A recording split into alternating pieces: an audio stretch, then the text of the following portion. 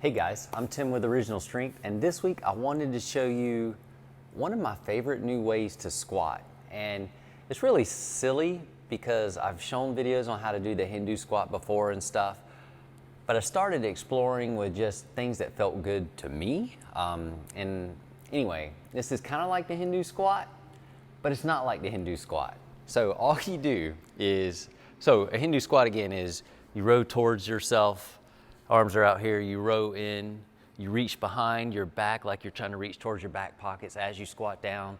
You come up on the balls of your feet, you raise your arms and you come up. So that's the Hindu squat. And that squat's been around for, I don't know, centuries. It's really popular in India. A lot of the wrestlers use it. I'm sure it has roots in yoga. It's a fantastic squat and it feels great. But what I have learned is I like to do what I drop into the bottom of a Hindu squat. And it's almost as if I'm trying to exhale. I'm working on timing, trying to time the exhale of my breath with dropping into the bottom position of a Hindu squat, which is here for the most part, and absorbing that fall with a soft catch, and then breathing in, timing my inhale with standing up, and everything locking into place at the same time at the top of my inhale. So basically I'm playing with rhythm of breath and movement together with a squat. And that may sound confusing, but it looks like this. And I'll try to breathe so that you can hear me. If it works, it works. If it doesn't, I'm really sorry. So it's like this. So you stand and you have a breath in, and then you exhale and you catch yourself. And then you stand up with the inhale.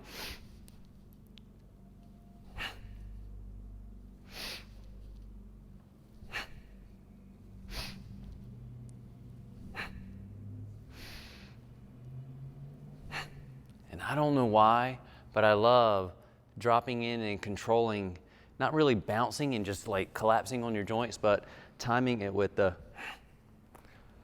and then inhaling, and everything comes into place at the same time. So it's kind of like the dropping Hindu squat or the drop squat. Can you drop squat? But play with it.